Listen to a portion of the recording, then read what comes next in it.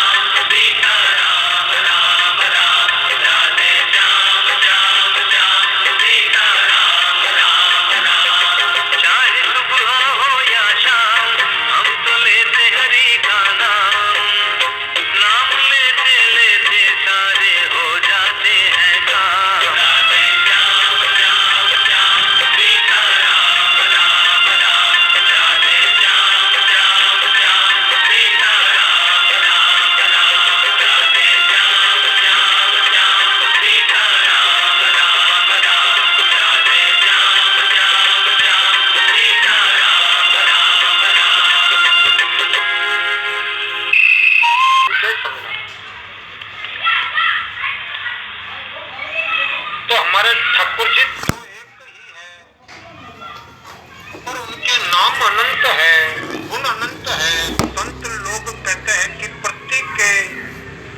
प्रति के बालू के कणों को भले ही गिन भी पाओ, पर भगवान के गुणों का कोई पार नहीं, वे अनंत है। श्री अनंत भगवान की जय हो। जय जय श्री राधे राधे।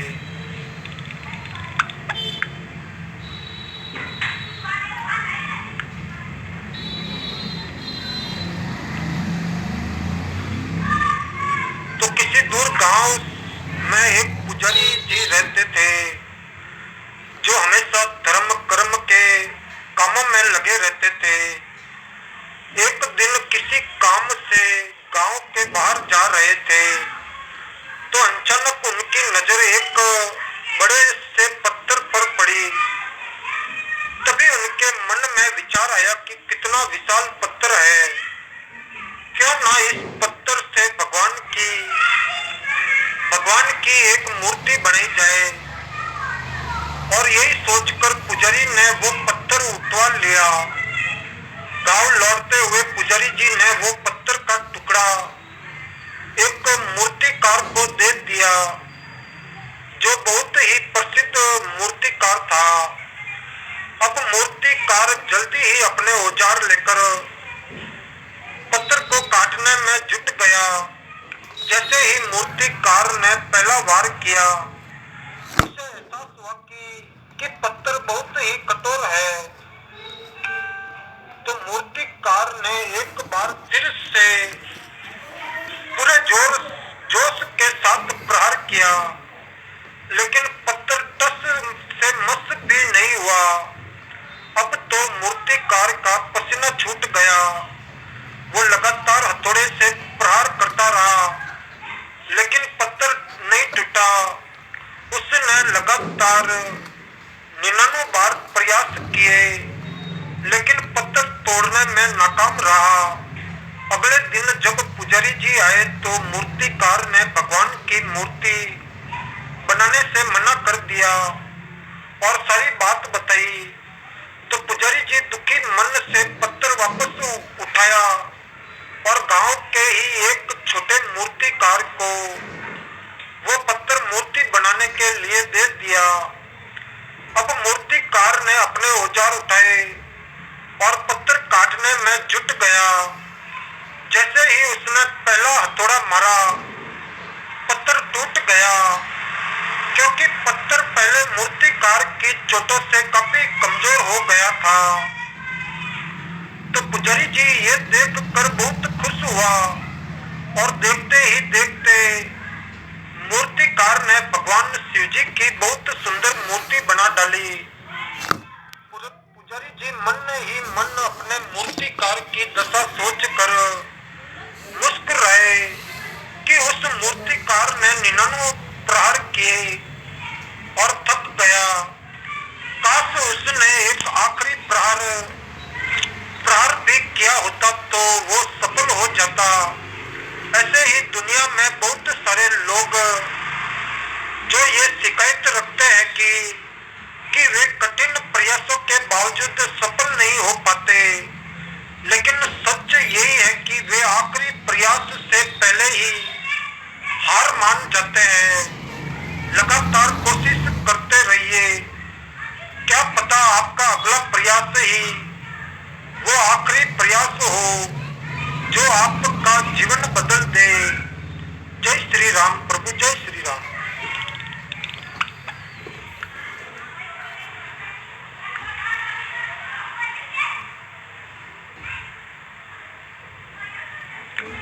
तो एक बार किसी व्यक्ति के घर संत जी आए और संत जी के आगमन पर उस व्यक्ति ने संत जी की खूब सेवा की। अक्सर वह संत उसके घर आते रहते थे। अपने शिष्य का चेहरा देखकर संत जी थोड़ा गंभीर हो गए और बोले कि तुम्हारी जी हजूरी से मैं प्रसन्न हूँ, लेकिन मैं तुम्हारा आने वाला समय देख रहा हूँ जो बहुत ही दुखदायी है। चारों तरफ हानि ही हानि है, लेकिन तुम्हारे पुण्य में से एक फल बचा है जिससे तुम अपना और अपने परिवार का रक्षण कर सकते हो। तो वह व्यक्ति बोला, है गुरुवर, कष्ट भी आए, मुसीबतें भी आए, हर तरह से हाकार भी आ जावे, कोई परवाह नहीं है, लेकिन मेरे घर में प्यार बना रहे, यही वरदान दीजिए। तो संत जी हंस दिए और बोले कि आज तुम्हारी पूजा अर्चना, सेवा सिमरन सब सफल है। जहाँ प्यार होता है वहाँ आपत्ति भी संपत्ति में परिवर्तित हो जाती है। जाओ, तुम्हारा कोई भी बुरा नहीं कर सकता और तुम्हारा कल्याण हो। आशीर्वाद राम नाम की दौलत से और प्यार की दौलत से सभी माला माल रहे। जय श्री राम प्रभु, जय श्री राम।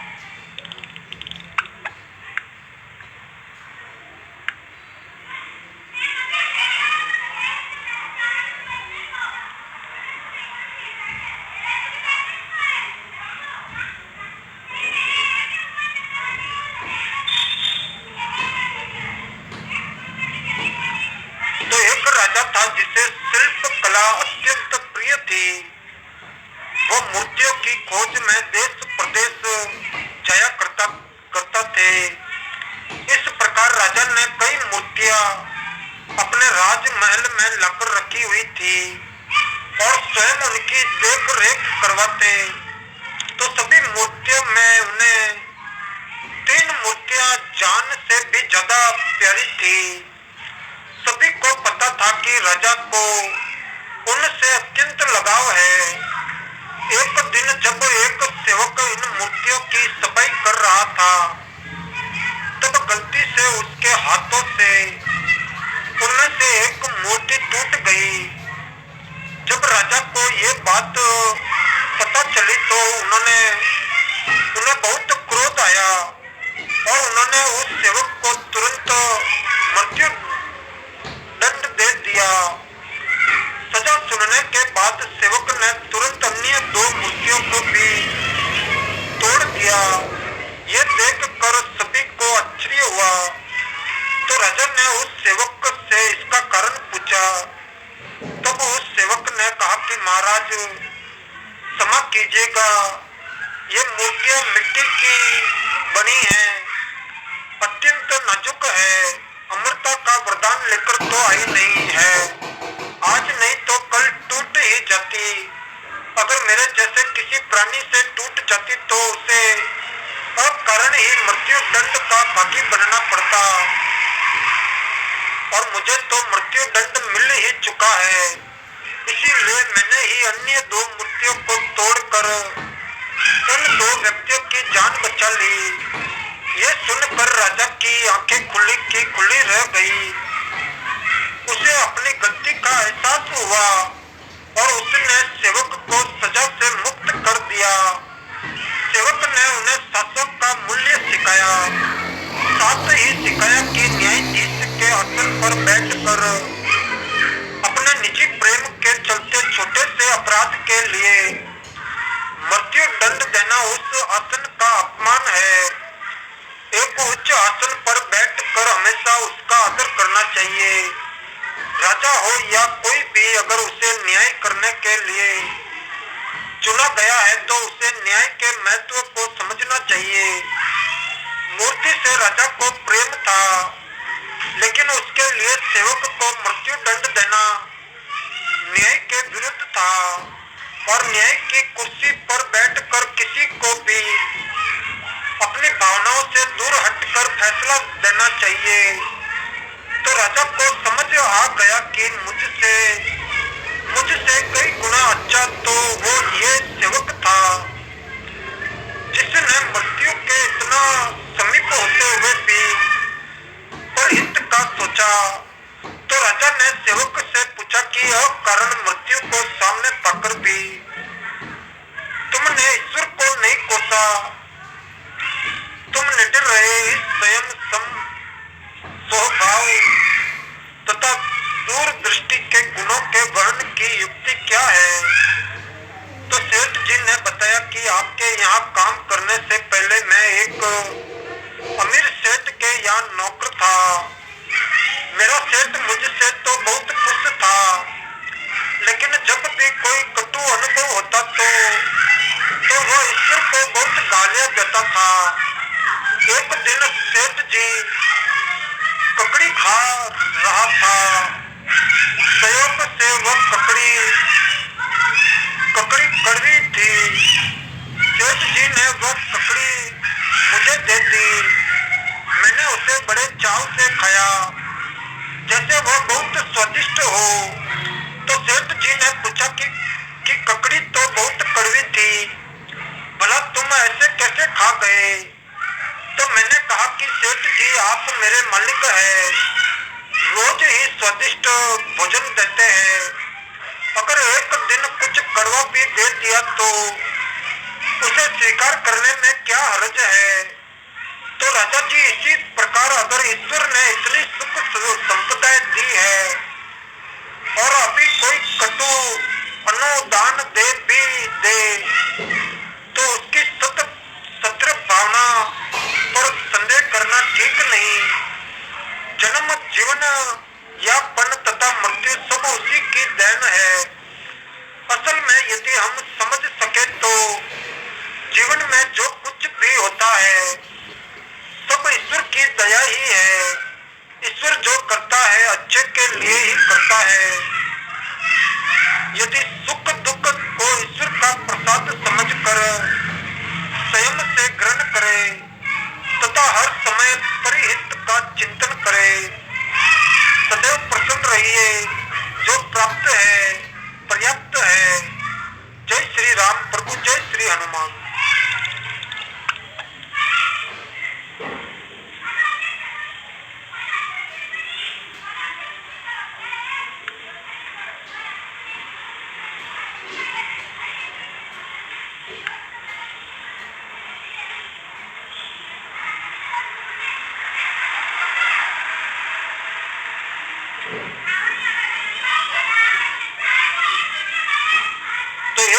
अरबपति आदमी को मृत्यु के पहले, मरने के पहले पता चला कि उसे सुख अभी तक नहीं मिला। सौभाग्यशाली होगा। कुछ को मरने के बाद ही पता चलता है। उसे पहले पता चला कि मुझे सुख अभी तक नहीं मिला है और मौत करीब थी। ज्योतिषियों ने कहा कि दिन ज्यादा नहीं है, जल्दी करो। तो उसने कहा कि जल्दी तो मैं सदा से कर रहा हूँ, लेकिन सुख है कहाँ? और अब मेरे पास खरीदने के साधन है, कोई भी कीमत पर मैं खरीदने को राजी हूँ। तो उन ज्योतिषियों ने कहा कि हमें इसका पता नहीं, हम सिर्फ इतना कर सकते हैं, जल्दी करो क्योंकि मौत करीब है। और अगर तुम्हें पता चल जाए तो हमें खबर कर देना, क्योंकि जल्दी हमें भी करनी है, मौत करीब है। लेकिन उसने कहा कि मैं खोजूं कहाँ? तो उन्होंने कहा कि ये हमें पता नहीं, तुम कहीं भी खोजो। वो अपने तेज घोड़े पर सवार हुआ। उसने करोड़ों रुपयों के हीरे जवाहरात अपने घोड़े पर रख लिए और गांव-गांव जाकर चिल्लाने लगा कि कोई मुझे सुख की झलक दे दे तो ये सब मैं दे देने को तैयार हूँ। फिर वो उस गांव में पहुंचा जिसमें एक बहुत अद्भुत संत था। गांव के लोगों ने कहा कि तुम ठीक जगह आ गए। इस तरह की उल्टी सीधी बातों को हल करने वाला एक आदमी इस गांव में है। उसने कहा कि उल्टी सीधी बातें। उस गांव के लोगों ने कहा कि हम भी उसके सत्संग में रहते हुए कुछ उल्टी सीधी बातें सीख गए हैं। हम ये सीख गए हैं कि उल्टी ही बात, क्योंकि धन से कभी कोई सुख की झलक भी खरीद नहीं सकता। सुख तो बहुत दूर है, लेकिन फिर भी तुम आ गए हो, ठीक किया, तुम ठीक जगह आ गए। तो इस गांव में वो आदमी है, उसे खोजा गया। गांव वाले उसके पास ले गए। वो संत एक पेड़ के नीचे बैठा था। सांझ ढल रही थी। गांव के लोगों ने कहा कि ये रहा वो आदमी। उस अरबपति ने अपने सोने की थैली हीरे जवाहरातों की नीचे पटक दी और कहा कि ये है, मैं देने को तैयार हूँ। करोड़ों का इसमें समान है और मुझे सुख की एक झलक चाहिए। तो उस संत जी ने नीचे से ऊपर तक उसे देखा। उसने कहा कि बिल्कुल पक्की झलक चाहिए। तो उसने कहा कि पक्की झलक चाहिए। वो इतना कर भी नहीं पाया था कि उस संत जी ने झोली उठाई और भाग खड़ा हुआ। एक सन तो अवाक रह गया। वो अमीर फिर चिल्लाया कि मैं लुट गया, मैं मर गया। लेकिन तब तक अंधेरे में वो काफी दूर निकल गया था। गांव के लोग तो जानते थे कि उसको कि वो कुछ उल्टा करेगा। तो उन्होंने कहा कि हमने पहले ही कहा था कि ये आदमी है जो उल्टी सीधी बातों का जवाब दे सकता है। तो उस आदमी ने, अमीर ने कहा कि ये कोई जवाब है, पकड़ो इसे। भागे लोग और वो अमीर भी भागा। वो गांव तो परिचित था। संत जी से गली कुचे में चक्कर देने लगा। पूरा गांव जग गया। पूरे गांव को जगाने के लिए उसने चक्कर दे दिया। फिर सारा गांव दौड़ रहा है। अमीर हाफता भागता पसीने से लथपथ पहुंचा। झोली देखी, उठाई, छाती से लगाई और परमात्मा को कहा कि तेरा बड़ा धन्यवाद। तो उस फकीर ने पीछे से कहा कि झाड़ के कुछ झलक मिली। उस अमीर ने कहा कि बिल्कुल मिली, बड़ा सुख मालूम पड़ा। उस फकीर ने कहा कि बस तुम अपने घोड़े पर बैठो और जाओ। जिस चीज के हम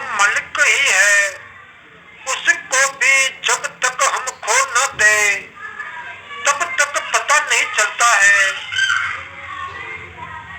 कि ये पूरे संसार की यात्रा उसी को खोने की यात्रा है जिसे पाना है, और जो मिला ही हुआ है उसे एक दफे खोए बिना हमें पता नहीं चल सकता उसकी कीमत क्या है। चाहे वो व्यक्ति हो, स्थान हो या वस्तु, खोने के बाद उसे दोबारा पाने की जो ललक होगी वही तीव्र इच्छा में ही आनंद है। नहीं तो पाने के बाद की जो वस्तु स्थिति है वो तो पहले भी थी, पर पहले वो दृष्टि नहीं थी। हमने खोया है, अब खोजना पड़ेगा। इसीलिए उचित तो यही होता कि जो पास है उसकी कदर करे, संभाले, बिखरने खोने ना दे। जय जय श्री स्वामीनारायण।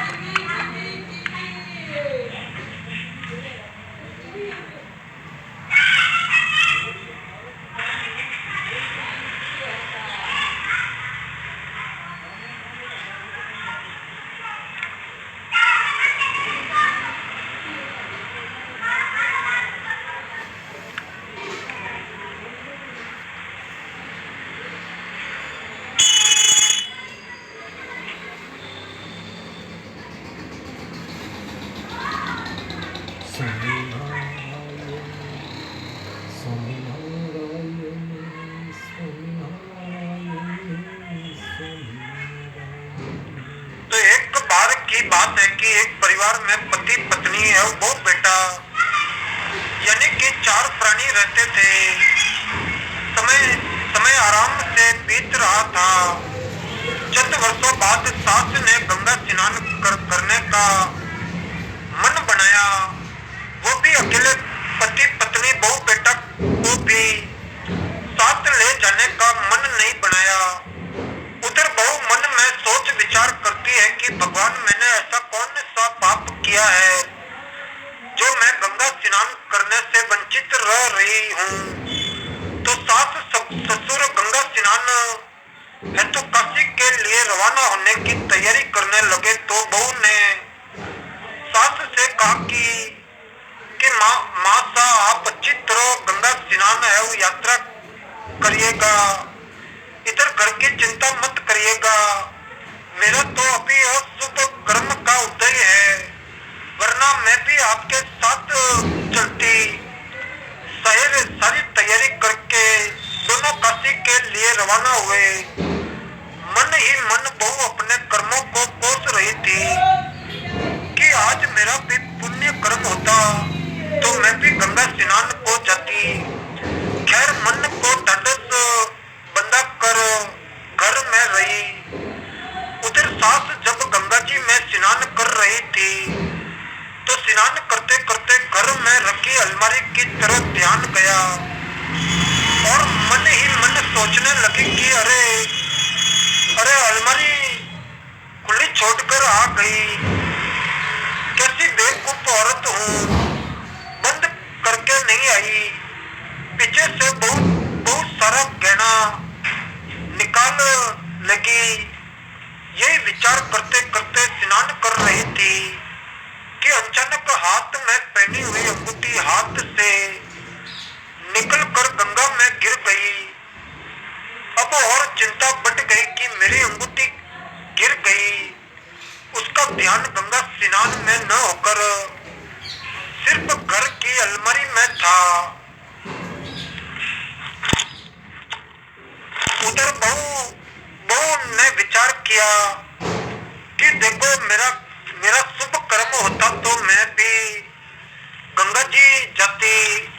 और ससु माँ कितनी पुण्यवान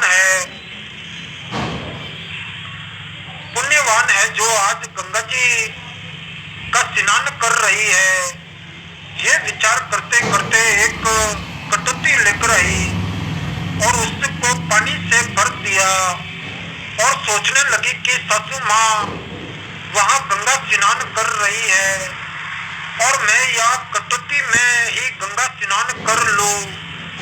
ये विचार करके जो ही कटोती में बैठी हाथ में सासू माँ के हाथ की अंगूठी आ गई और विचार करने लगी कि ये अंगूठी यहाँ कैसे आई। ये तो सासू माँ पहन कर गई थी। इतना सब करने के बाद उसने उस अंगूठी को अपनी अलमारी में सुरक्षित रख दी और कहा कि सासू माँ आने पर उनको दे दूंगी।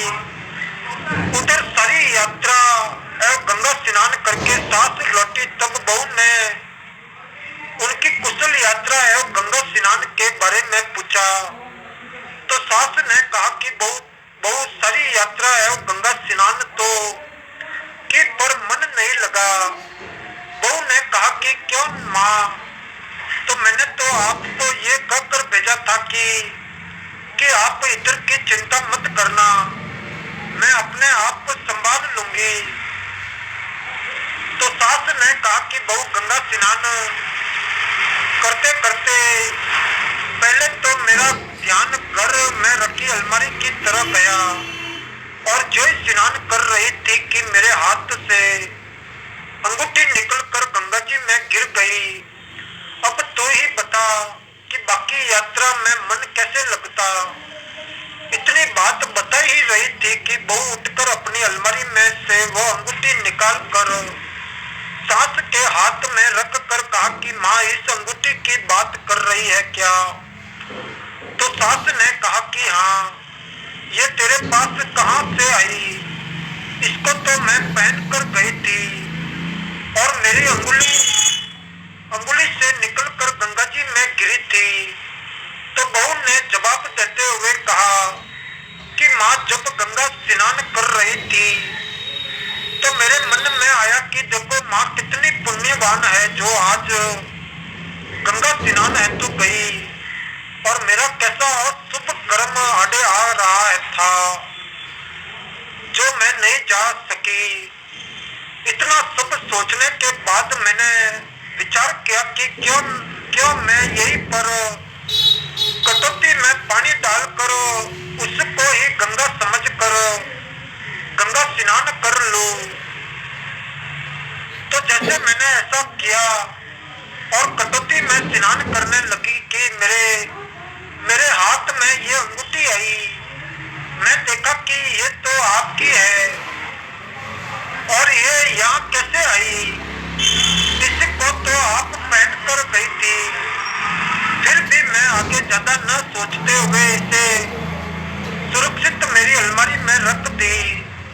तो सास ने बहू से कहा कि बहू मैं बताती हूँ कि ये तुम्हारी कटोती में कैसे आई। बहू ने कहा कि माँ कैसे? तो सास ने बताया कि बहू देखो मन चंगा तो कटोती में गंगा। मेरा मन वहाँ पर चंगा नहीं था, मैं वहाँ गई जरूर थी परंतु मेरा ध्यान घर की अलमारी में अटका हुआ था और मन ही मन विचार कर रही थी कि अलमारी खुली छोड़कर आई हूँ।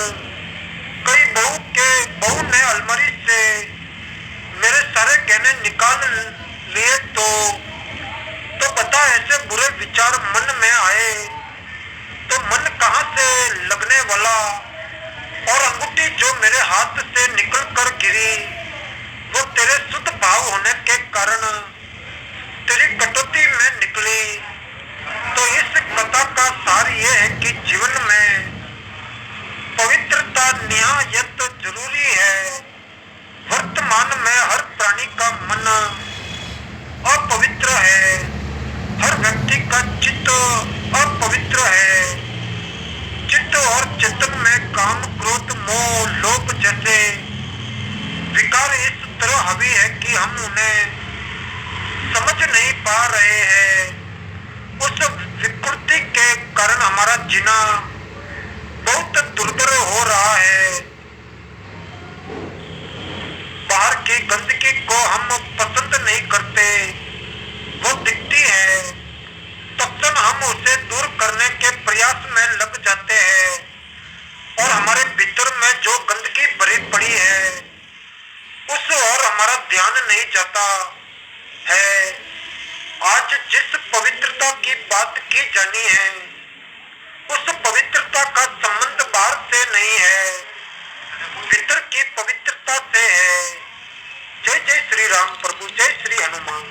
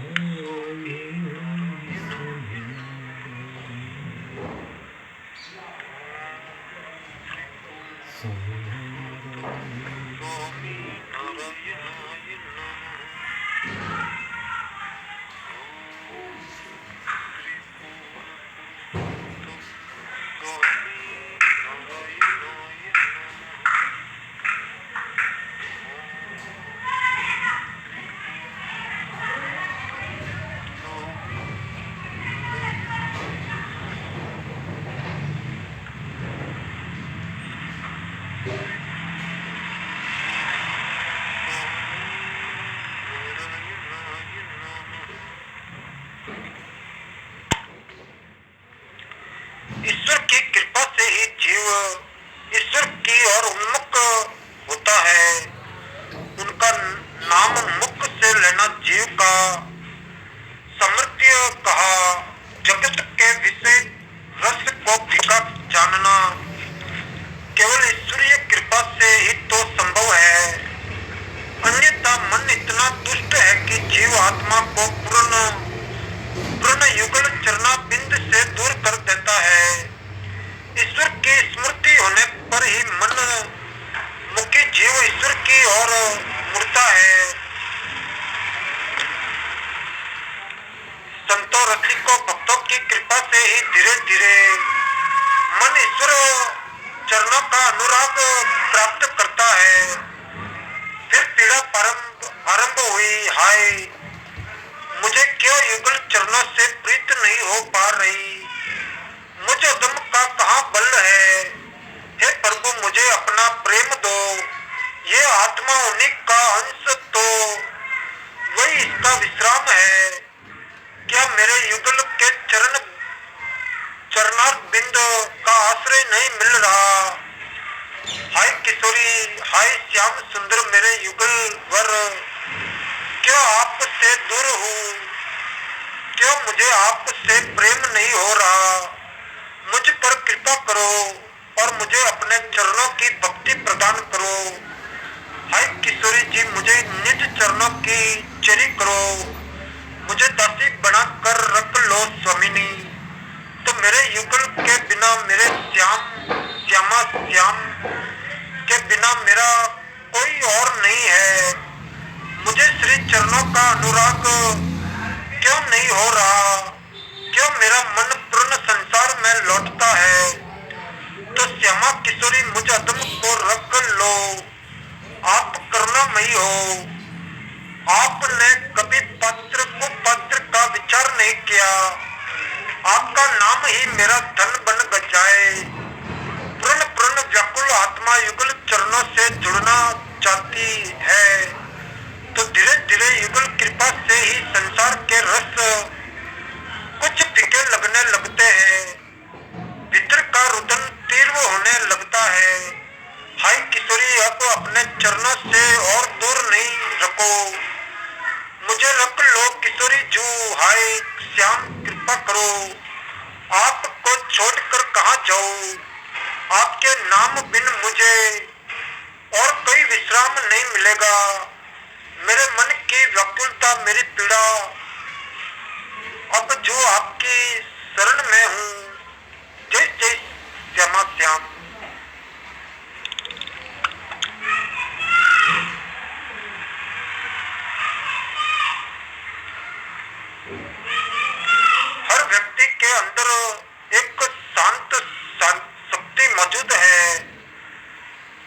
हम अपनी अंतरात्मा कहते हैं और ये अंतरात्मा हर परिस्थिति में सही होती है।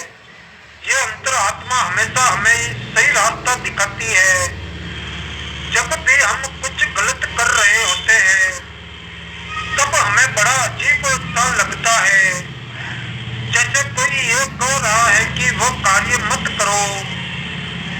ये हमारे अंदर मौजूद आंतरिक शक्ति ही होती है जो हमें बुरा कार्य करने से रोकती है।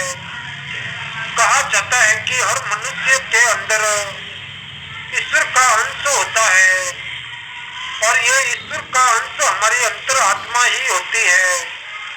हमारी प्रकृति या स्वभाव शांत, शक्ति, प्रेम, निडर, सद्भाव, दूसरों की सहायता और अच्छाई है।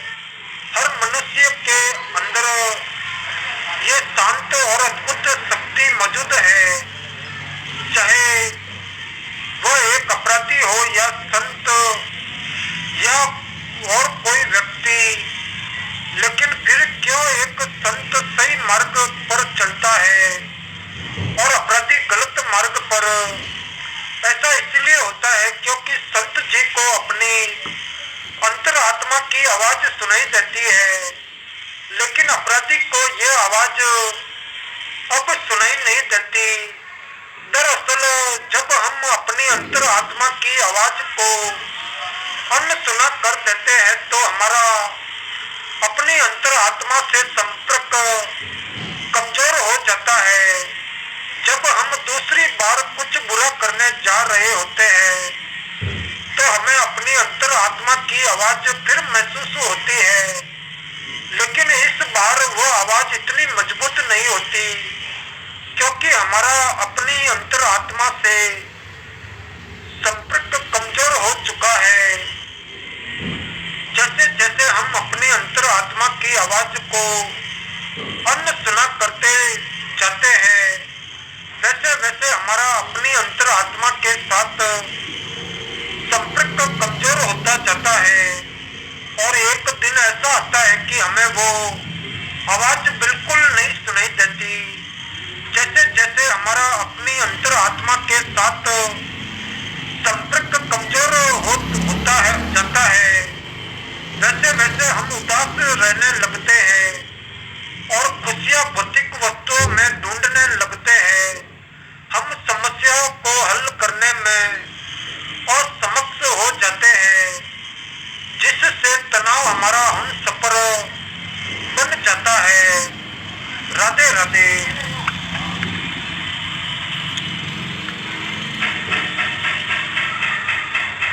तो जिस प्रकार भगवत भक्तों को भगवान के सुयश गान में प्रीति होती है, उसी प्रकार भगवान को भी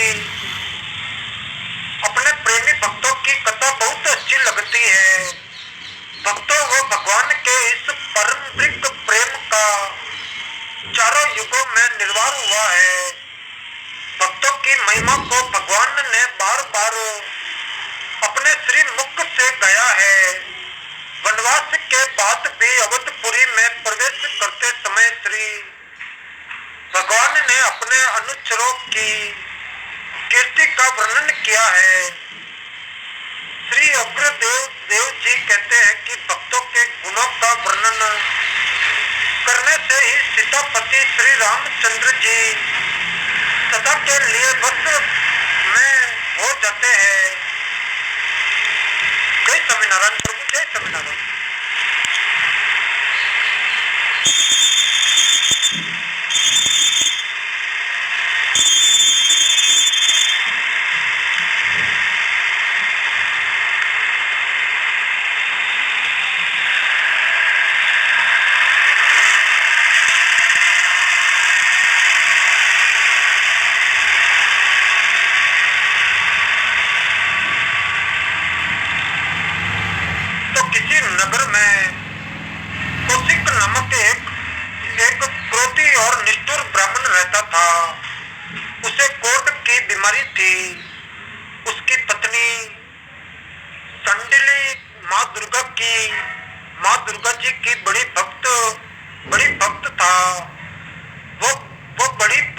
माता थी और कोर्ट से सड़े गड़े पति को सर्वश्रेष्ठ पुरुष और पूजनीय समझती थी।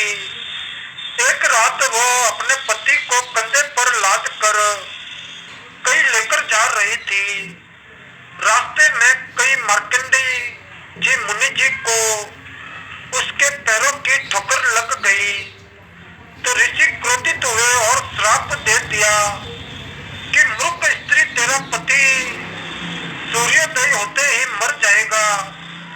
तो ऋषि के श्राप को सुनकर सांडिली बोली, महाराज भूल से मेरे पति का पैर आपको लगा, जानबूझकर आपका अपमान नहीं किया, फिर भी आपने श्राप दिया तो मैं श्राप देती हूँ कि जब तक मैं न कहूँ तब तक सूर्य ही उदय न हो।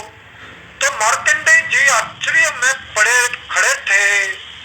उन्होंने कहा कि तुम इतनी बड़ी तपस्विनी हो कि सूर्य की गति को रोक सकती हो।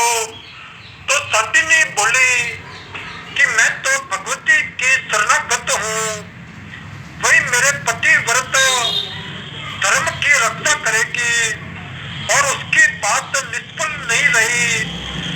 सूर्य देव अगली सुबह से लेकर 10 दिन तक नहीं निकले। ब्रह्मांड संकट में आ गया। देवताओं को बड़ी चिंता हुई कि वे अनुसुईया जी के पास पहुंचे। अनुसुईया जी सबसे बड़ी पतिव्रता स्त्री थी। उनका प्रभाव देवों से भी अधिक था। देवों ने कहा कि माता, एक पतिव्रता के प्रभाव के कारण संसार में संकट आ गया है। आपसे ज्यादा योग्य संसार में कोई और स्त्री नहीं होगी जो एक पतिव्रता सांडिली जी को समझाकर उसका क्रोध शांत कर सके। तो अनुसुईया जी सांडिली जी के पास पहुंची और उसके कारण उत्पन्न हुए संकट का प्रभाव बताकर वचन वापस लेने का अनुरोध किया। तो अनुसुईया जी ने कहा कि तुम्हारे पति की मृत्यु के बाद उन्हें फिर से जीवित और स्वच्छ करने का मैं वचन देती हूँ। तो सांडिनी जी को भरोसा हो गया। जय स्वामीनारायण प्रभु, जय स्वामीनारायण।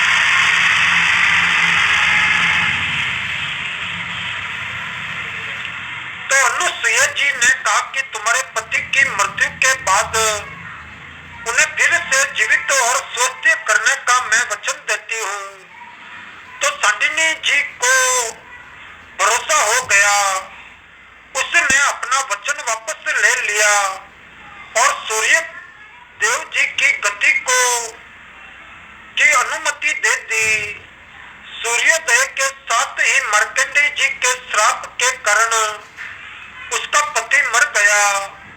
अनुसुईया जी ने सूर्य जी का आह्वान करते हुए कहा कि मेरे पति व्रत में यदि शक्ति है तो आप इसे मृत पुरुष को पूर्ण जीवन स्वस्थ और 100 वर्ष तक सुखदग्रस्त जीवन का आशीर्वाद मिले।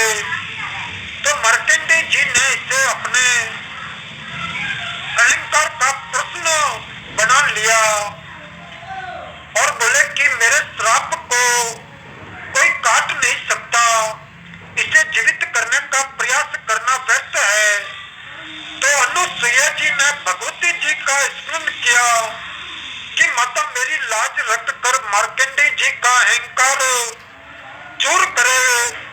तो अनुसुईया जी माता जी की स्तुति करने लगी और माता जी वहां प्रकट हुई और कौशिक को जीवन और स्वास्थ्य प्रदान किया और मार्कंडेय जी का अहंकार समाप्त हो गया। मार्कंडेय जी बोले कि आज मैंने 2 पतिव्रता नारियों की शक्ति देख ली और पतिव्रता स्त्रियों में स्वयं भगवती का वास हो जाता है। हे भगवती, मैं अपनी शक्तियों के अनुचित प्रयोग के लिए मांगता हूँ। तो माता ने मार्कंडेय जी को क्षमा कर दिया और मार्कंडेय तप के लिए चले गए। जय जय श्री राधे।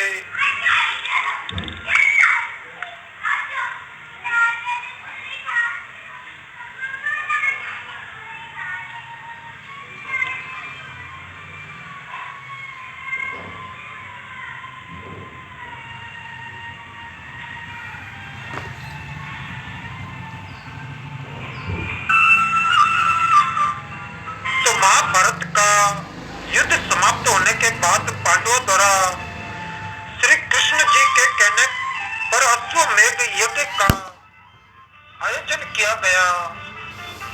अश्वमेध यज्ञ के बाद घोड़ा छोड़ा जाता है और वह घोड़ा जहाँ तक जाता है वहां तक उस राज्य के राजा की दास्ता स्वीकार कर ली जाती है।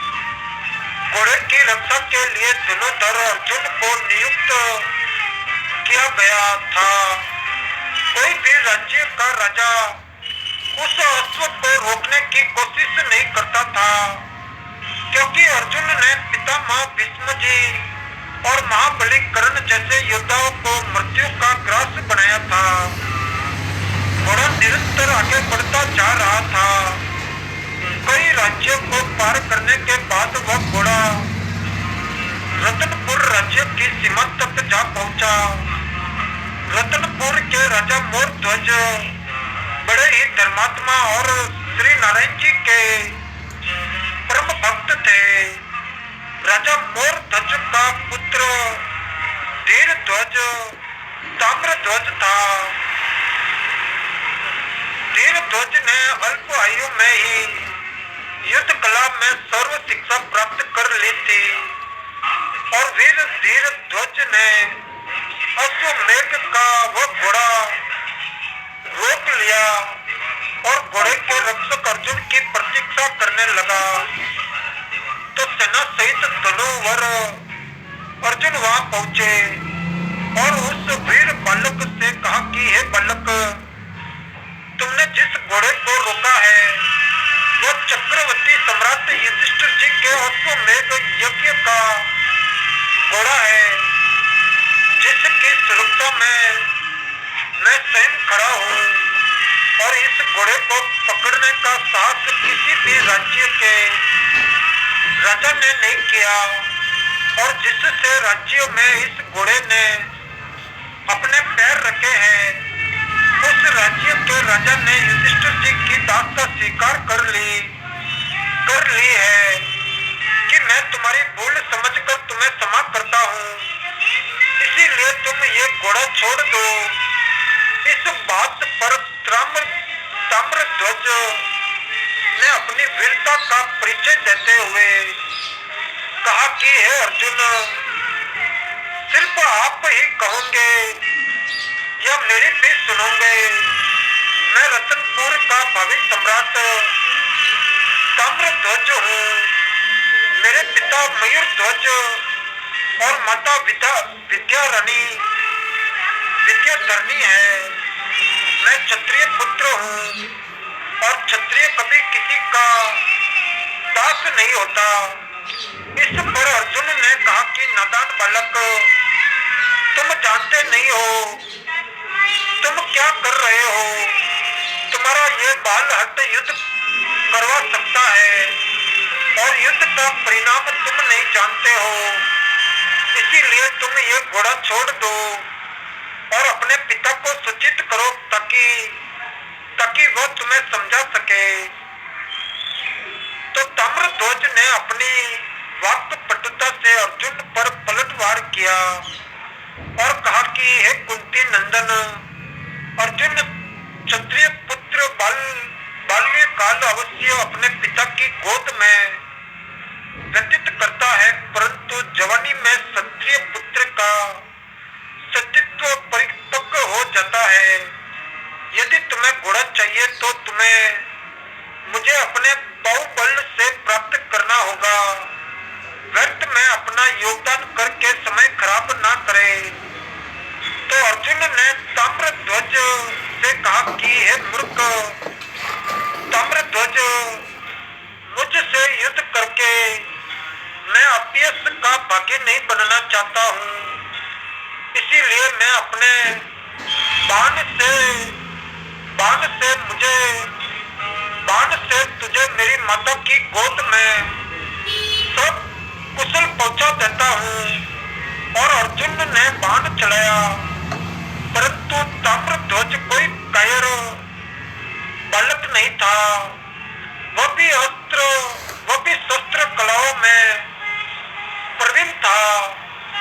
तो ताम्रध्वज ने न सिर्फ अर्जुन द्वारा चलाए गए बाणों का उत्तर दिया, बल्कि ताम्रध्वज ने तीर ने अर्जुन के सारथी को गिरा दिया। बालक ताम्रध्वज की वीरता को देख अर्जुन चकित रह गए। अब तक जिसे वो एक साधारण बालक समझ रहे थे, वे एक श्रेष्ठ धनुर्धर थे।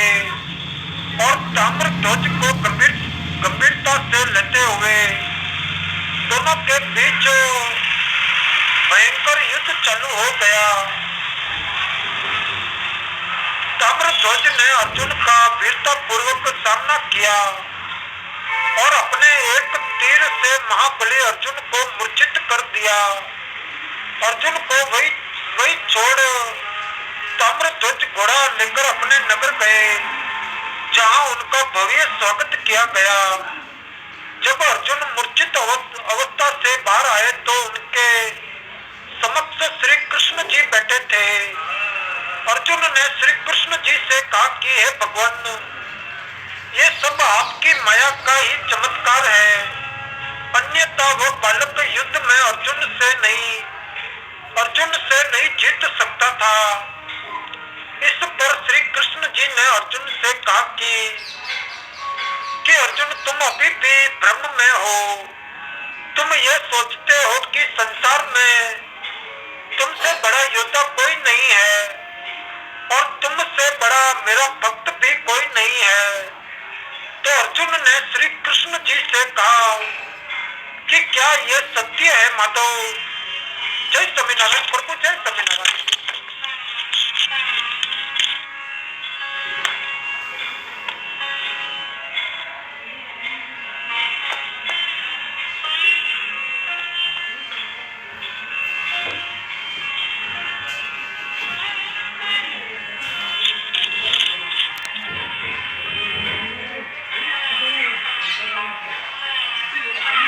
तो अर्जुन ने श्री कृष्ण जी से कहा कि क्या यह सत्य है माधव?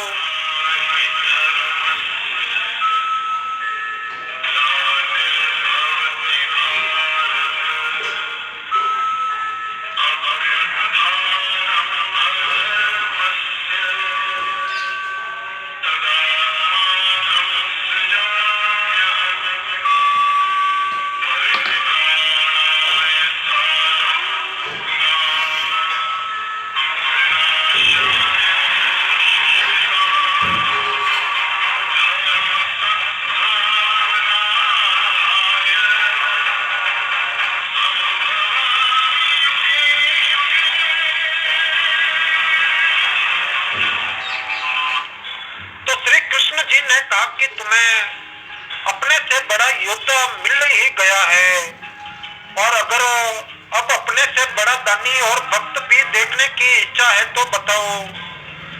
तो अर्जुन ने श्री कृष्ण जी से कहा कि मैं अवश्य ही उस भक्त के दर्शन करना चाहूंगा जो मुझसे भी बड़ा आपका भक्त है।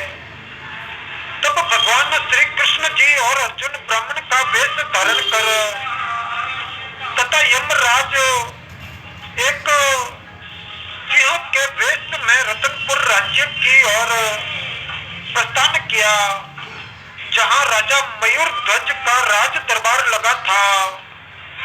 जैसे ही राजा मयूर ध्वज को इस बात की खबर लगी कि साधु उनके राज दरबार में आए हैं, तुरंत उन्होंने अपना सिंहासन छोड़ साधुओं को प्रणाम कर आशीर्वाद लिया।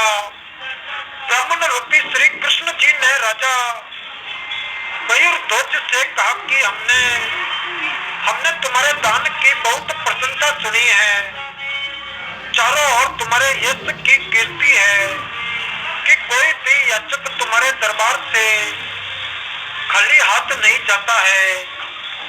तो राजा मयूर ध्वज ने ब्राह्मणी रूपी श्री कृष्ण जी से कहा कि ये भगवान नारायण जी की ही मुझ पर कृपा है कि आज तक मेरे दरबार से कोई खाली हाथ नहीं लौटा है। तो ब्राह्मण रूपी श्री कृष्ण जी ने कहा कि हम आपसे ऐसी कोई वस्तु नहीं मांगेंगे जो आपके अधिकार क्षेत्र से बाहर हो। श्री कृष्ण जी ने राजा मयूर ध्वज से कहा कि हम तीन प्राणी बहुत लंबे समय से यात्रा कर रहे हैं। हम दोनों को कंदमूल खाकर अपनी भूख शांत कर लेते थे, परंतु हमारे साथ ये सिंहराज भी है जो सिर्फ मांसाहार करते हैं और ये सिर्फ मनुष्य का मांस भक्षण करते हैं। तो मयूर ध्वज ने श्री कृष्ण जी से कहा कि मैं सिंहराज के समक्ष प्रस्तुत हूँ। यदि वो मेरा भक्षण करेंगे तो मैं खुद को धन्य समझूंगा। तो श्री कृष्ण जी ने कहा कि पृथ्वी पर स्वयं को दान करने वालों की कमी नहीं है। यदि तेरे जैसा भोजन करते हो तो हमें आपके पास आने की जरूरत नहीं होती। तो महाराज मयूर ध्वज ने श्री कृष्ण जी से कहा कि अब आप ही बताइए कि मैं कैसे सिंहराज के भोजन की व्यवस्था कर सकता हूँ। तो ब्राह्मण बने श्री कृष्ण जी ने राजा मयूर ध्वज से कहा कि हमारे सिंह के भोजन के लिए आपको अपनी रानी सहित आरा लेकर अपने पुत्र ताम्रध्वज को चीरना होगा, जिससे सिंहराज भोजन कर सके। तो श्री कृष्ण जी की आवाज सुनकर सारा दरबार आश्चर्यचकित हो गया और स्वयं अर्जुन श्री कृष्ण जी के इस तरह की बात से डर गए। एक क्षण के लिए राजा मयूर ध्वज भी डगमगाए, परंतु समझ गए कि राजा मयूर ध्वज ने कहा कि हे महानता, हे महात्मा, धन्य है मेरा पुत्र ताम्रध्वज, जिसे आपने सिंहराज के आहार के लिए चुना है। तो श्री कृष्ण जी ने राजा मयूर ध्वज से कहा कि पुत्र को चढ़ाते समय यदि माता पिता की आंखों में आंसू आए तो सिंहराज भोजन स्वीकार नहीं करेंगे। तो राजा मयूर ध्वज ने अपने पुत्र और पत्नी को भी राजी कर लिया। अर्जुन राजा के इस प्रकार समर्पण और वचनबद्ध बातों को देख कर आश्चर्यचकित हो गया। इसके बाद राजा ने आरा उठाया और अपने इकलौते पुत्र के सिर पर रख कर परम पिता परमात्मा का स्मरण करते हुए अपने पुत्र को चीर दिया। अर्जुन चौंक कर मूर्छित हो गए। आरे से निरंतर उनके शरीर के दो भाग किए जा रहे थे। इस तरह ताम्रध्वज का शरीर दो भागों में बट गया। राजा मयूर ध्वज ने ब्राह्मण से कहा कि महात्मा अपने सिंह को भोजन करवाइए। सिंहराज ने आगे बढ़कर ताम्रध्वज का दाया भाग खा लिया। तभी ताम्रध्वज की माता की बाई आंख से आंसू टपक पड़े। तो श्री कृष्ण जी ने महारानी से पूछा कि ये आंसू किस लिए। तो रानी ने कहा कि महापित्र भक्त ताम्रध्वज के दाहिने अंग को तो आपने स्वीकार कर लिया, परंतु वाम अंग को छोड़ दिया। इसी कारण मेरी बाई ओर से आंसू निकल पड़े। इस दृश्य को देख अर्जुन का घमंड चूर चूर हो गया और भक्ति का ऐसा प्रकाश अर्जुन ने अपने जीवन में कभी नहीं देखा था। इसके इसके बाद ब्राह्मणों के लिए सात्विक भोजन की व्यवस्था की गई। तो श्री कृष्ण जी ने राजा मयूरध्वज से कहा कि तुम्हारे पुत्र को वैकुंठ में स्थान मिलेगा और ईश्वर तुम्हारे दान भक्ति से अति प्रसन्न रहता है और वो कभी अपने भक्तों का अहित नहीं करेंगे। तो ब्राह्मण रूपी श्री कृष्ण जी ने राजा से कहा कि अपनी दाहिनी तरफ देखे आपके अलौकिक कार्य का फल आपको मिल चुका है। जैसे ही राजा ने अपनी दाहिनी तरफ देखा, ताम्रध्वज जीवित अवस्था में खड़ा था। अपने पुत्र को देख रानी ने उसे गले से लगा लिया और राजा मयूरध्वज ने ब्राह्मण से कहा कि आप कौन है और किस कारण आपने मेरी इतनी कठिन परीक्षा ली। तो भगवान श्री कृष्ण जी ने अपने विराट रूप के दर्शन राजा मयूरध्वज को दिए और मयूरध्वज श्री कृष्ण जी के चरणों में गिर गए। ये दृश्य देख अर्जुन उस महादानी राजा मयूरध्वज के पैरों में गिर गए और इस तरह अर्जुन का अहंकार नष्ट हो गया। जय जय श्री राधे राधे।